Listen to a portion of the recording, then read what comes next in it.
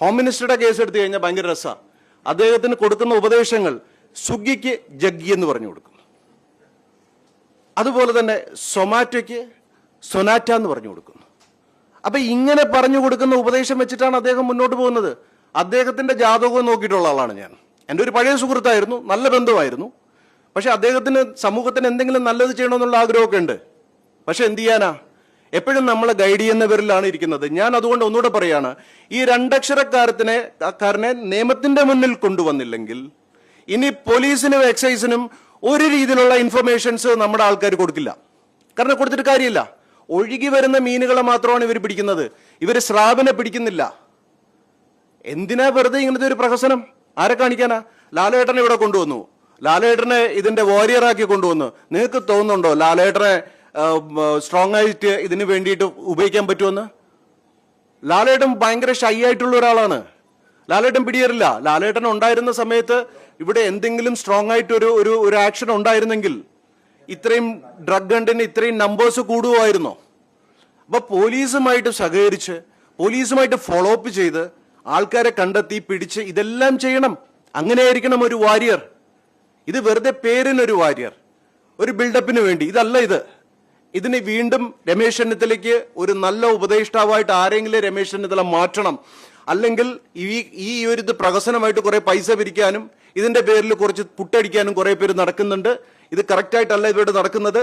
കാരണം അത്രയും മാത്രം സീരിയസ് ആയിട്ടുള്ള തെളിവുകൾ നമ്മുടെ കയ്യിലുണ്ട്. പക്ഷെ പോലീസ് അതുമായിട്ട് അസോസിയേറ്റ് ചെയ്ത് പോകാൻ തയ്യാറല്ല. കാരണം ಈ രണ്ടക്ഷരക്കാരന് ಈ ಸಾಧನ ಎತ್ತಿച്ചു കൊടുക്കുന്നത് ನಿಮಗೆ ಗೊತ್ತಾ? ಇವರ ಹೇಳಿಲ್ವಾ, ನಮ್ಮ CM ಹೇಳಿದ್ದು ಒಂದು ವಿಷಯ ಇದೆ. ಕರ್ನಾಟಕ ಜೊತೆಗೆ ಅವರುമായിട്ട് ಅಲೈನ್ಸ್ ಮಾಡಿ ಇಲ್ಲಿ ಯಾವ್ದು ಡ್ರಗ್ ಯಾವ್ದು ಡೀಲ್ ಇದೆ ಅಂದ್ರೆ ಅವ್ರ ಜೊತೆಗೆ ಕೆಲಸ ಮಾಡ್ತೀವಿ ಅಂತ ಅವ್ರು ಹೇಳಿದ್ರು. ಅವ್ರು ಏನ್ ಮಾಡಿದೆ? ಅವ್ರಿಗೇನ್ ಮಾಡೋದಕ್ಕಾಗಲ್ಲ. ചുമ്മാ ജനങ്ങളുടെ മുന്നിൽ തള്ളുന്നതല്ല, അല്ലാതെ ഒരു കാര്യമില്ല. യഥാർത്ഥ കന്നഡക്കാരുടെ അവിടെ നാണം കെടുത്തുന്നവരും മടിവാളയിലുള്ള ഇവിടെ നിന്ന് പോയ കുറെ കുട്ടികളാ. അതിൽ ഈ രണ്ടക്ഷരക്കാരന്റെ ഒരു വേണ്ടപ്പെട്ട ഒരു പെണ്ണുണ്ട് അവിടെ. അവർക്ക് വേറെ ഒരു ജോലിയില്ല, ബിസിനസ് സ്ഥാപനം എന്ന് പറഞ്ഞിരിക്കുക.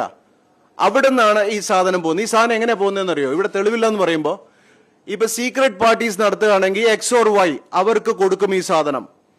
അവര് 10 പേരെ കൊണ്ടുവച്ച് അവര് എൻജോയ് ചെയ്യുകയാണ്. ഇത് 15,000 രൂപയ്ക്ക് മേളിൽ വരുന്ന ഈ പറയുന്ന കൊക്കൈനാണ് ഇവരുടെ ഡീൽ ചെയ്യുന്നത്. അതുപോലെ MDMA ഏത്, മെത്താഫിറ്റമിൻ ഏതെന്ന് പോലും അറിയില്ല. പല കേസുകളും മെത്താഫിറ്റമിനെ MDMA എന്ന് പറഞ്ഞാണ് വിൽക്കുന്നത്. MDMA എന്ന് പറഞ്ഞ ആപ്പിൾ ഫോണിന്റെ പ്രോമാക്സ് ആണെങ്കിൽ ഈ പറയുന്ന മെത്താഫിറ്റമിൻ എന്ന് പറഞ്ഞ വിവോയുടെ 15,000 രൂപയുടെ ഫോണാണ്. അത്ര വിലയേനുള്ളൂ.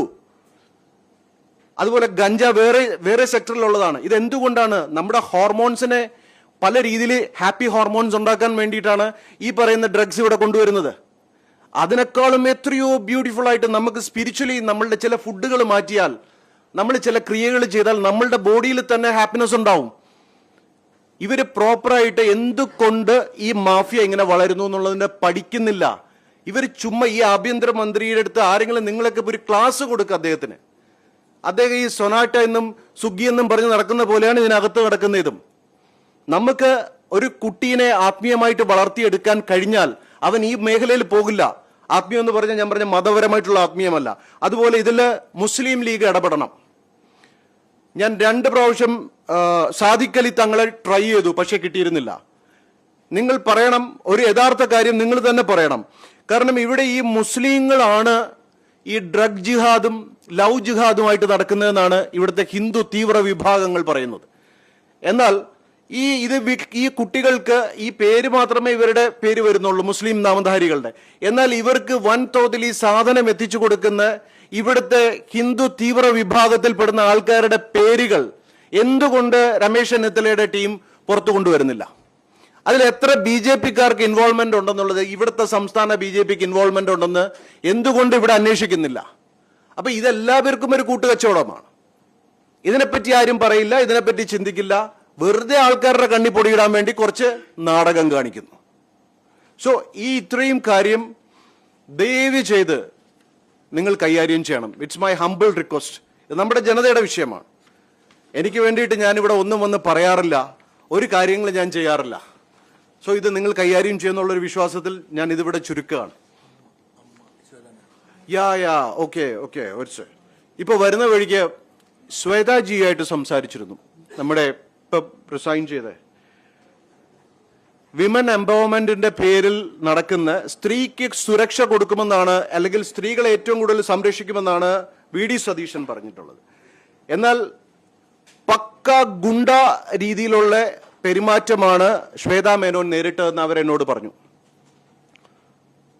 സിദ്ദിഖിന്റെ ഇടവേള ബാബുവിന്റെയും ഒക്കെ നേതൃത്വത്തിൽ അവരെ, അതായത് 6,40,00,000 ഒരു കണക്ക് പറഞ്ഞുകൊണ്ടാണ് ഇവരെ അപമാനിച്ചത്.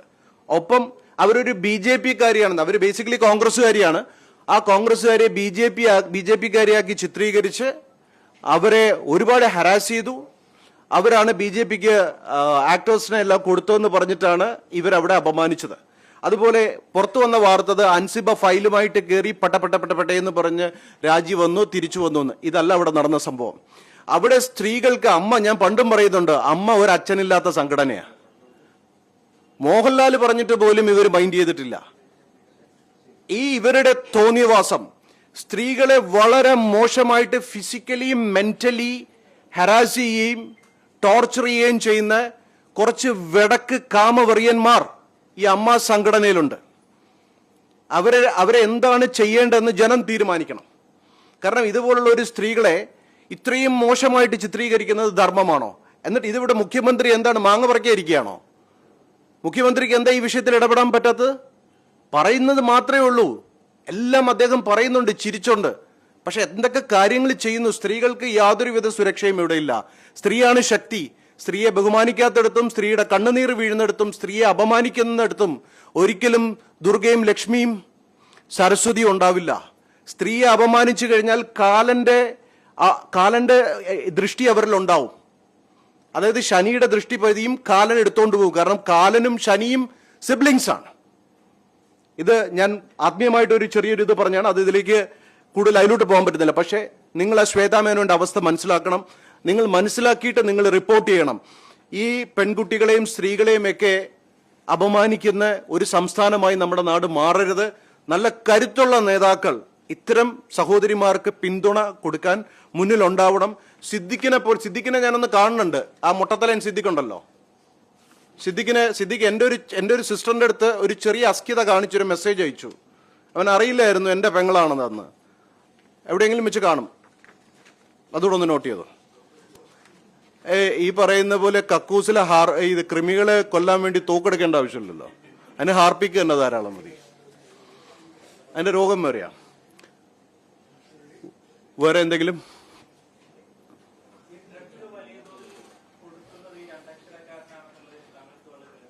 അതല്ലേ ഞാൻ തെളിവ്. എല്ലാവർക്കും തെളിവുണ്ടല്ലോ. ഇവിടുത്തെ നാട്ടുകാർക്ക്, കൊച്ചിക്കാർക്ക് വ്യക്തമായിട്ട് അറിയാം. അതിന്റെ കമന്റുകളുടെ അടിയിലെല്ലാം അയാളുടെ പേര് തന്നെ വിശദീകരിച്ച് പറഞ്ഞു. ഇതില് കാക്ക ഇണചേരുന്ന ആരെങ്കിലും കണ്ടിട്ടുണ്ടോ? അതിന് തെളിവുണ്ടോ? ഇല്ല. പക്ഷെ കാക്ക കുട്ടികളെ കാണാനല്ലേ? അതുപോലെയാണ് ഈ ബിസിനസ് ഡീൽ. ഇപ്പൊ ഞാൻ ഇതുപോലുള്ള സാധനങ്ങൾ തെളിവ് ഞാൻ പറഞ്ഞു, ഇന്നയാളെ ചെന്ന് ഫോക്കസ് ചെയ്യൂ, അല്ലെങ്കിൽ ഇന്നയാളെ ട്രേസ് ചെയ്യൂ. നമ്മുടെ പിള്ളേർ കൊടുത്ത തെളിവുകൾ പോലീസ് കൃത്യമായി, പോലീസ് ഇപ്പൊ എന്റെയും അങ്ങയുടെയും മാധ്യമ പ്രവർത്തകരുടെയും ജോലിയല്ല തെളിവ് കണ്ടെത്തി കൊടുക്കേണ്ടത്. അത് പോലീസിന്റെ ജോലിയാണ്. നമുക്ക് പറയാനേ പറ്റുള്ളൂ ഇങ്ങനെയുള്ള കാര്യങ്ങളുണ്ടെന്ന്. ഞാൻ ഇത്രയും നാൾ ഇവിടെ വന്ന് പറഞ്ഞ ഏതെങ്കിലും തെറ്റിയിട്ടുണ്ടോ? പത്മനാഭസ്വാമി ക്ഷേത്രത്തിന്റെ കാര്യം പറഞ്ഞു, അന്നും പറഞ്ഞു എന്താണെന്ന് ചോദിച്ചു. എത്ര കോടി രൂപ, അതിനെതിരെ വല്ല അന്വേഷണം ഉണ്ടായോ? അവിടെ നിൽക്കുകയാണ്. പത്മനാഭസ്വാമി ക്ഷേത്രത്തിന്റെ കേസ് അവിടെ നിൽക്കുകയാണ്. 550 കോടിയുടെ സ്ഥാനത്തിന് അന്വേഷണമില്ല.